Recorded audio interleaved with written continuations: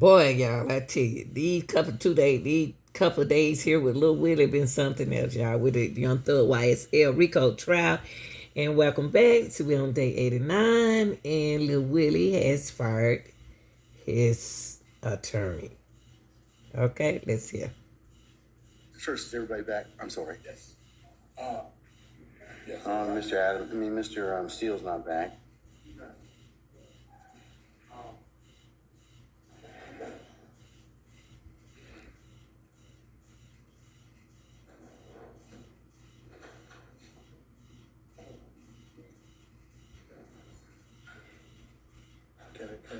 Come on back.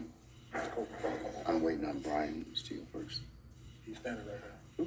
Okay. No, Brian Steele. Okay. He's walking in the door now. Okay. All right.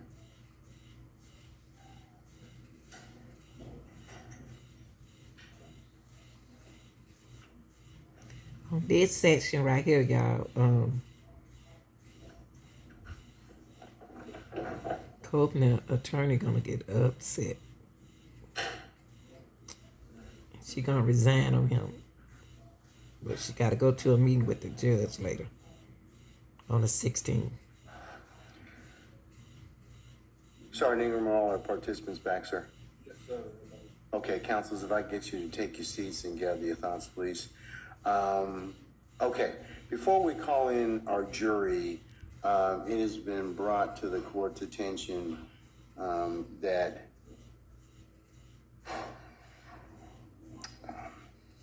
Mr. Copeland's counsel, Ms. Bumpus, would like to be released. Is that correct, madam? Okay, all right. Sir, Mr. Copeland, is it your desire to release your counsel at this point in time? She's fired. She's fired? Okay. So do you wish to represent yourself in these particular, in terms of any issues you may have in this particular? Do I got a choice? I'm sorry? Do I got a choice? Yes, you do. And what are those? You can keep your lawyer that you have right now. I don't want her. All right. You could certainly hire another lawyer, or the court could appoint you a lawyer. What I need a lawyer for?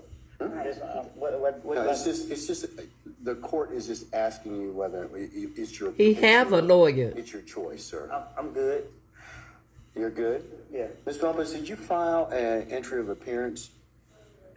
All right. Did you, under the Uniform Superior Court rules, file a motion to withdraw pursuant to the Uniform Superior Court rules? I mean, I know you've given oral notice, but usually it has to be in writing, and he has 10 days to object. Say again? I was never his counsel.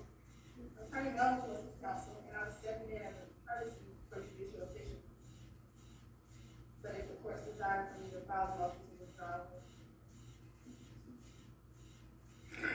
Well, given the fact that you have represented Mr. Copeland at this point in time, it would seem appropriate that you do need to, in fact, file a formal withdrawal.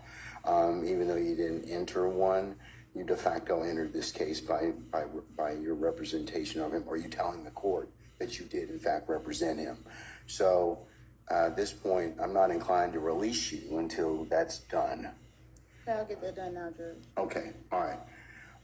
And he's got 10 days to go ahead and do that. So you're still going to have to be here until because he gets that particular period of time to go ahead and decide whether or not he'd like to hire a lawyer. That's the whole reason for the 10 days. Woody says she's fired. Well, I don't want to hire no. Hold on. Not yet. You get that right. He trying to tell you that he has a drug attorney. You right? You do, yes. You get that right to hire a new lawyer. You get the right to do a couple things. One, to decide whether or not you can release her. Okay. Okay. Two, you got to decide whether or not you want to get another lawyer to be with you. Okay. Okay. Those are the two big things you get a chance to. Well, what happened to kind of his decide. other attorney? But what I'm going to do at this point in time is, since she's representing you, I'm going to make her file a formal notice to withdraw. She's orally told you at this point in time she wants to withdraw. But you're on the stand, you're testifying at this point in time. So I'm not gonna let her withdraw at this point. Well, Your Honor, I just like to say,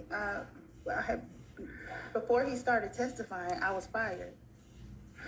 I don't know that, ma'am. That's not something that I have notice or knowledge of.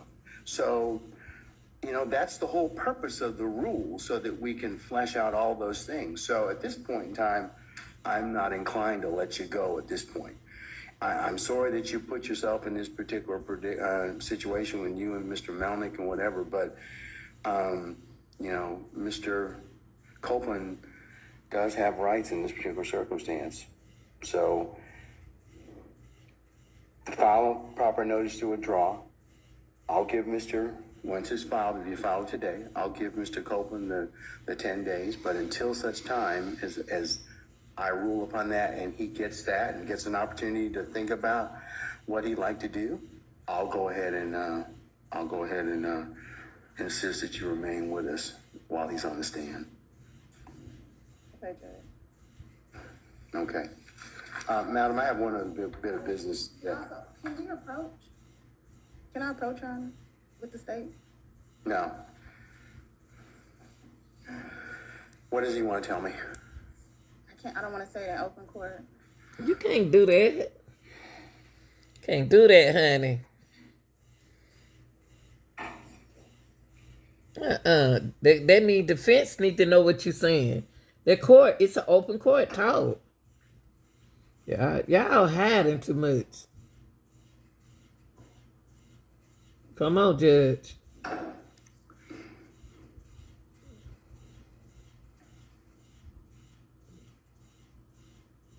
Coach, Judge know he can't do that. That's a secret behind the defense. Called defense up there too.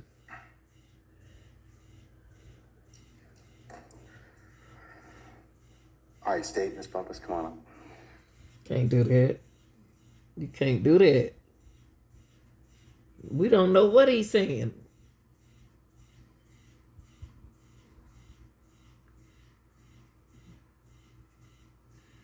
Judge, no, they can't do that. And I don't believe you have the right to be present, sir. Oh, yes, they do.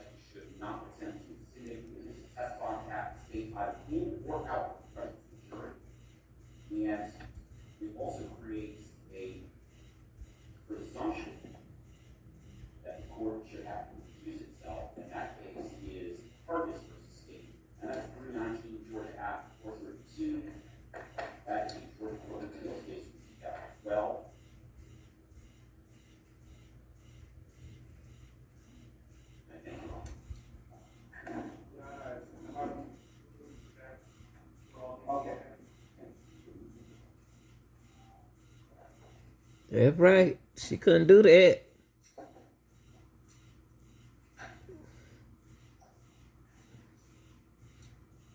If she don't want to represent, if he don't want to represent her, Your Honor, I just wanted to be given an opportunity to be able to respond to that on the record and to point out that the distinction between the assertions by counsel for the defendants and what is going on here, and the assertion being made that a trial judge should not intimidate or coerce a witness.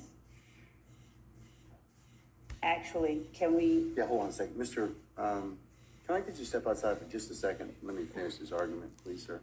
Mr. Copeland? Wait, you want me to go out? Yeah, just step outside in the vestibule if you wouldn't mind, sir, please. Thank you.